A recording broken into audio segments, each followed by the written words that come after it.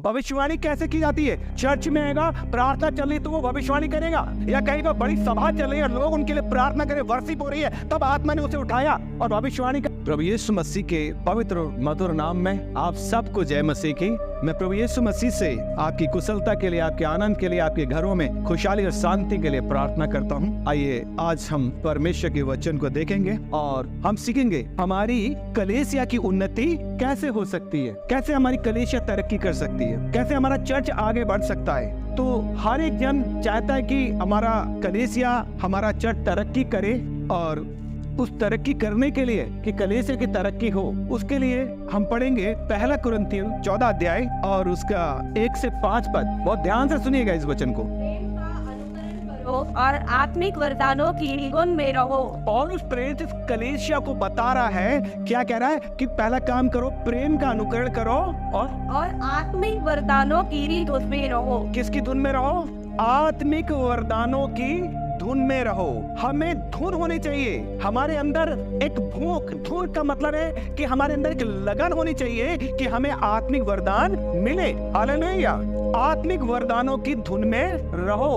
विशेष करके यह भविष्यवाणी करो। क्या करो? विशेष करके भविष्यवाणी करो। क्योंकि जो अन्य भाषा में बातें करता है वह मनुष्य से नहीं परंतु परमेश्वर से बात करता है, इसलिए कि उसकी बातें कोई नहीं समझता, क्योंकि वह वेद की बातें आत्मा में होकर बोलता है। ठीक है, मैं यहाँ पर कलीसिया की तरक्की के लिए जो बात बताना चाह रहा हूँ वो है आत्मिक वरदान। कलीसिया की तरक्की करने के लिए हमारे पास आत्मिक वरदान होने चाहिए, कि हमारे पास आत्मिक वरदान हो, और तब कलीसिया तरक्की करता है। हमारा आत्मिक जीवन भी तरक्की करता है जब हमारे पास आत्मिक वरदान हो। तो यहाँ पर कुछ वरदानों के बारे में बात करता हूँ, और विशेष करके मैं यहाँ पे 2 वरदानों का जिक्र आपसे करूंगा। पहली चीज है अन्य भाषा में बातचीत करना। तो यहाँ पे थोड़ा सा मैं बात करना चाहूंगा अन्य भाषा के बारे में। पौलुस प्रेरित क्या कह रहा है दूसरे पद में? क्योंकि अन्य भाषा में बातें करता है, कि जो अन्य भाषा में बातें करता है वह मनुष्य से नहीं परंतु परमेश्वर से बातें करता है।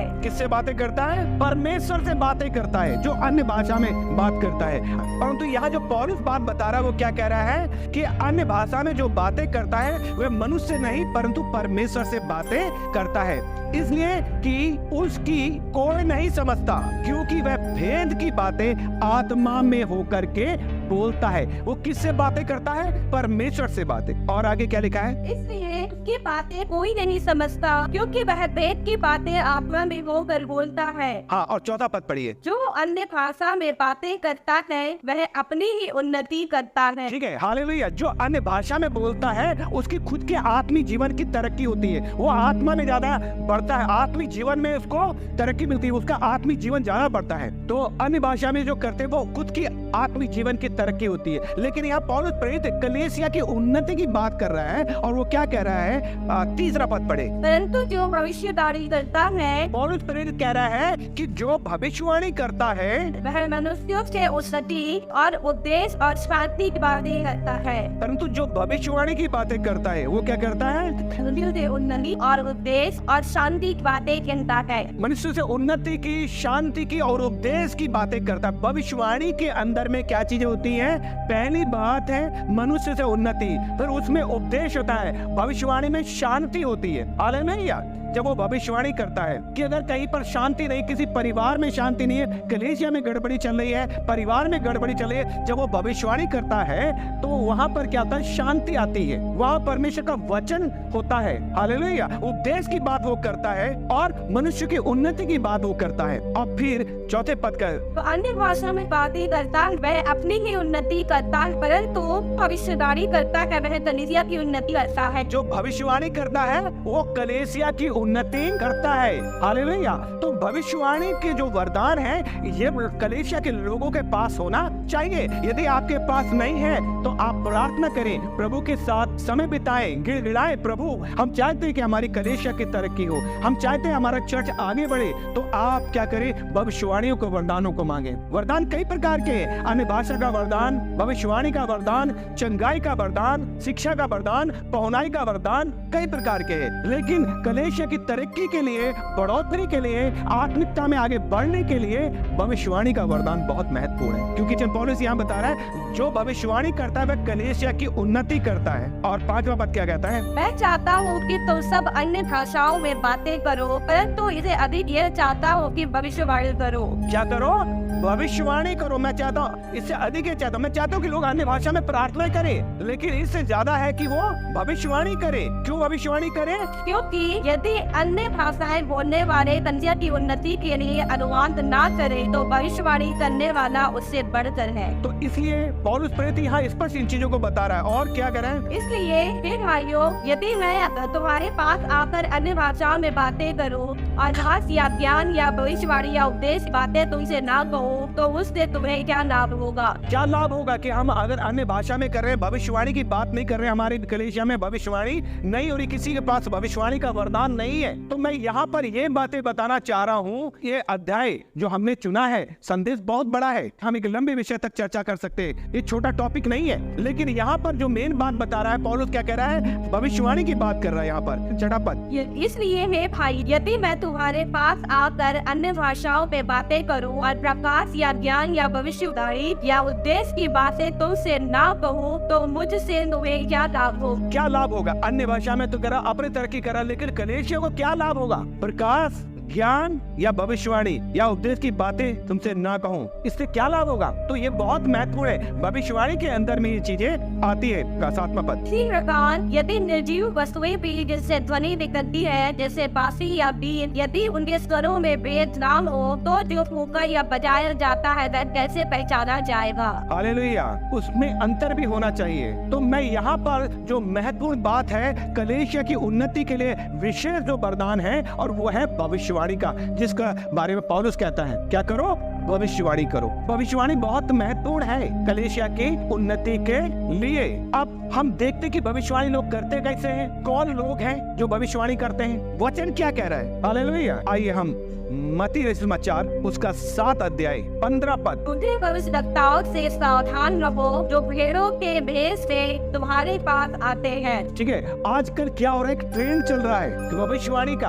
आपके पास अगर भविष्यवाणी का वरदान है, जरूर होना चाहिए, तो आपने कहाँ पे अभिषेक पाया? आपको कहाँ पर अभिषेक मिला? कैसा अभिषेक है वो? क्या चर्च में आए थे तब आपको अभिषेक मिला? क्या आपने उसे चर्च में आके शेयर करा? किस पास्टर ने आपको अभिषेक किया? भविष्यवाणी कैसे की जाती है? भविष्यवाणी तो करो, लेकिन भविष्यवाणी कैसे होगी? आज लोग क्या कर रहे हैं, क्या ये भविष्यवाणी है तुम्हें धन मिलेगा, तुम्हें यश मिलेगा, तुम्हें ये मिलेगा, तुम्हें वो मिलेगा, ये भविष्यवाणी है? आप परमेश्वर की राज की बातें नहीं कर रहे हो उनसे भविष्यवाणी में होकर के, परमेश्वर के उपदेश की बातें नहीं कर रहे हो उनसे होके, आपके कैसी भविष्यवाणी है वो? आज बहुत से भविष्यवक्ता निकले हुए हैं जो भविष्यवाणी की बात करते हैं। भविष्यवाणी कहाँ पर है? भविष्यवाणी कैसे की जा सकती है? वचन क्या कह रहा है? भविष्यवाणी करने वाले क्या है? क्या लिखा है यहाँ 15 पद में? झूठे भविष्यवक्ताओं से सावधान रहो, झूठे भविष्यवक्ताओं से सावधान रहो जो भेड़ों के भेष में तुम्हारे पास आते। भेड़ों के भेष में, यानी कि भेड़ नहीं है, लेकिन वो भेड़ों के भेष में जो उन्होंने बना रखा है, भेड़ के भेष में है, और परंतु अंतर में वे फाड़ने वाले भेड़िए हैं। अंतर में फाड़ने वाले भेड़िए हैं। वो भेड़ की खाल पहने हुए भेड़िए। और क्या लिखा है अगला पद? उनके फलों से तुम उन्हें पहचान लोगे। क्या लोग झाड़ियों से अंगूर या ऊंट कटारों से अंजीर तोड़ते हैं? उनके फलों से तुम उन्हें पहचान लोगे। उनके अंदर जो फल आएंगे आप पता लग जाएगा। अगर भविष्यवाणी है तो देखिए, भविष्यवाणी अगर कोई करेगा, वचन ये बताता है, तो वो चर्च में होकर करता था, पहले लोग यही करते थे, या प्रार्थना चल रही है, सभा चल रही है, वहां पर लोग प्रार्थनाएं कर रहे हैं, और तब वो आत्मा में आ गया और आत्मा में होकर वो भविष्यवाणी करने लगा। या वो कहीं पे बैठ के कोने में भविष्यवाणी नहीं होती है। ये वचन है, ये वचन आप अपने हिसाब से नहीं चलेंगे, वचन के हिसाब से हमें बातचीत करना। भविष्यवाणी क्या है? झूठे भविष्यवक्ता आजकल यूट्यूब पे बहुत मिल जाएंगे आपको। मैं ये नहीं कह रहा हूँ, मैं दोष नहीं आ रहा हूँ, वचन में लिखा है दोष मत लगा। आज कलीसिया की आत्मिक तरक्की क्यों नहीं हो रही है? क्यों कलीसिया नहीं बढ़ रही है? क्यों उनके पास वरदान नहीं है? खाली हाथ क्यों है वो? क्योंकि उनके पास वरदान नहीं है। और अगर है, भविष्यवाणी कैसे की जाती है? चर्च में आएगा, प्रार्थना चल रही तो वो भविष्यवाणी करेगा, या कहीं पर बड़ी सभा चल रही है, लोग उनके लिए प्रार्थना करे, वर्शिप हो रही है, तब आत्मा ने उसे उठाया और भविष्यवाणी करा। हालेलुया। वचन में लिखा है झूठे भविष्यवक्ताओं से सावधान रहो जो भेड़ों के भेष में तुम्हारे पास आते, परंतु अंतर में फाड़ने वाले भेड़िया है वो। अगर वो भेड़ होता तो अपने आप को छुपाने की जरूरत नहीं पड़ती। क्यों उसे भेड़ की खाल पहननी पड़ी? क्योंकि वो भेड़ था ही नहीं। हालेलुया। और वचन 16 पद कह रहा है, उनके फलों से तुम पहचान लोगे। उनके अंदर वो समझौता नहीं करेगा। कई बार लोग अन्य जातियों से शादी कर लेते हैं, हमारे भाई बहन। मैंने ऐसे बहुत सारे लोगों को देखा है जिन्होंने अन्य जाति से शादी कर लिया, विश्वासी हैं, और वो कहते हैं हमने एक आत्मा बचाई। कहाँ से बचाई तुमने आत्मा? तू बाइबल को अपने हिसाब से जिएगा ना। यहाँ पर तुम मेरे साथ सहमत हो या ना हो, मैं तेरे साथ सहमत नहीं होऊंगा। इसका मैं पुरजोर विरोध करूंगा। मैं पूरी तरह से इसके विरोध में उतर जाऊंगा, क्योंकि मैं वचन को ऐसा नहीं पाया है। और अगर कोई ऐसा बोलता है वो गलत है, वो गलत बोल रहा है। आपने आत्मा नहीं बचाया, आपने अपनी शादी करी है। आपने किसी लड़की को लाकर किसी लड़के के साथ या लड़की के साथ आपने शादी करी है। आत्मा तब बचेगी जब वो पश्चाताप करेगी, क्योंकि रोमियो में यही लिखा है। हालेलुया। एक ही नाम दिया गया है, यदि यीशु को तू प्रभु मान के अंगीकार करे, सारे मन से विश्वास करे, तो तू निश्चय उद्धार पाएगा।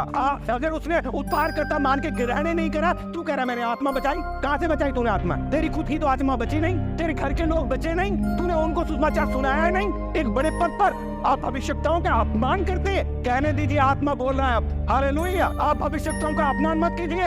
ये भविष्यवक्ता है जो ये भविष्यवाणियां करते हैं, ये चिन्हों में पात्र हैं। इन्हें कुछ और नहीं दिया गया है, इन्हें ये वरदान दिया गया है। आपने घर की मूली समझ लिया, घर की खेती समझ लिया, आप कोने में छुपे बैठे हैं। आप कहते हैं भविष्यवाणी है। कहाँ की भविष्यवाणी है? किसके लिए भविष्यवाणी करी? किसका आत्मिक जीवन बचाया आपने? किसका आत्मिक ग्रोथ हुआ? कौन प्रभु में बचा? कितने लोग प्रभु में बचाए गए?